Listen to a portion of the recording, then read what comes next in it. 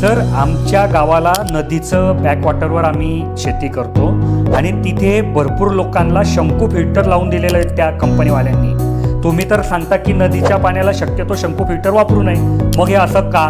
तर बघा, जेव्हा सबसिडी वगैरेचा विषय असतो ना, तेव्हा काय होतं की एखादा शेतकरी एखाद्या कंपनीच्या माणसाला भेटतो किंवा डीलरला भेटतो, तर तो ते सर्व फिटिंग करून देतो आणि शेतकऱ्याला पण असं वाटतं की बाबा सबसिडी ते तर सर्वच लावून घ्यावं. पण मी परत सांगतोय की शंकू फिल्टर म्हणजे काय, तर तुमच्या पाण्यात जर बारीक रेती येत असेल तर ती पाण्यापासून काढण्यासाठी शंकू फिल्टर वापरतात. बाकी शंकू फिल्टरमध्ये ना जाळी असते ना काही असतं की जे इतर प्रकारची घाण तिथे थांबवू शकत नाही. आणि नदीच्या पाण्यामध्ये समजा तुमची मोटर तळाशी गेली, तिने काही रेती उचलली, तो विषय वेगळा आहे. पण तुम्ही तसं करत नाही. तुम्ही मोटरवर काहीतरी जुगाड करून तिला तरंगती ठेवतात, तर मग तिथे रेती यायचा संबंध काय? कारण नदीचं पात्र मोठं आहे, त्या पाण्यामध्ये रेती पण आली तर ती खाली शेटर होऊन जाईल. म्हणून मी म्हणतो की नदीच्या पाण्यात रेती येत नाही आणि म्हणून नदीच्या पाण्यावर शंकू फिल्टरचा उपयोग करू नये.